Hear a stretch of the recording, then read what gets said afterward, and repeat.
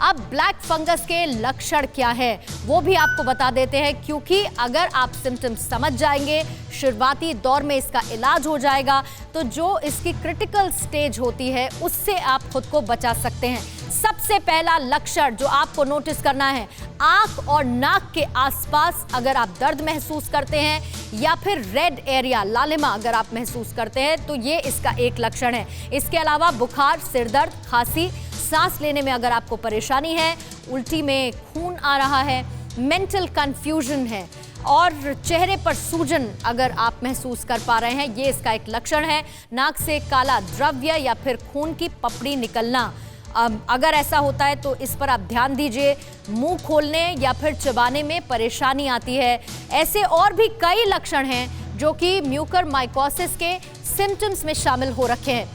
Mucormycosis देखिए, समझिए एक तरह का फंगल इन्फेक्शन है और ये उन लोगों को प्रभावित करता है जिनका इम्यून सिस्टम किसी बीमारी या फिर जैसे कि कहिए कोमॉर्बिडिटी या फिर इसके इलाज की वजह से कमजोर हो जाता है। ये फंगस हवा में मौजूद होता है और ऐसे लोगों में पहुंचकर उनको संक्रमित करता है। किन लोगों को ये फंगस अपनी चपेट में ले लेता है, आपको ग्राफिक्स के जरिए हम ये भी बता देते हैं। दरअसल ब्लैक फंगस से किनको ज्यादा खतरा है?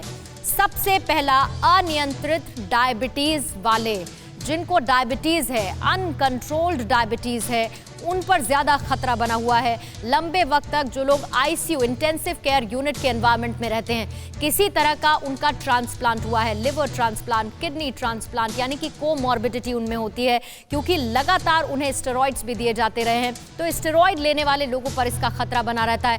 एंटी फंगल ट्रीटमेंट कराने वाले लोगों पर भी म्यूकोरमाइकोसिस का खतरा लगातार बना हुआ है। तो आप लक्षण समझिए और किन लोगों को ज्यादा खतरा है, अपनी सूझबूझ से इस बात का एनालिसिस करिए। आपको कुछ बातों का ध्यान भी रखना है।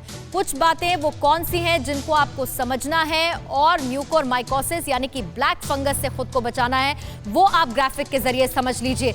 आपको ध्यान रखना है कि खून में ग्लूकोज की मात्रा आपकी नियंत्रित रहे। ग्लूकोज की जो क्वांटिटी है वो बहुत ज्यादा नहीं होनी चाहिए, उसका इंटेक आप बहुत ज्यादा ना करें। डॉक्टर की सलाह पर स्टेरॉइड या फिर एंटीबायोटिक्स दवा, जो आप खुद डॉक्टर बन के कभी कभी जिसका सेवन कर लेते हैं, उससे आपको बचना है। डॉक्टर आपको सलाह देगा तभी दवाइयों का आप सेवन कीजिए, खास तौर से स्टेरॉइड का। अपने आप किसी भी तरह की दवा का सेवन ना करें, यही लगातार हम कह रहे हैं। साथ ही धूल मिट्टी भरी जो कंस्ट्रक्शन साइट्स हैं, वहां पहले तो आपको जाना नहीं है, लेकिन अगर आप जाते हैं तो बिना मास्क के बिल्कुल ना जाएं। मिट्टी से जुड़ा हुआ काम करते वक्त शरीर को पूरी तरीके से ढककर रखें। पर्सनल हाइजीन का खास ख्याल रखें। रोजाना खुद को, अपने शरीर को साफ करें।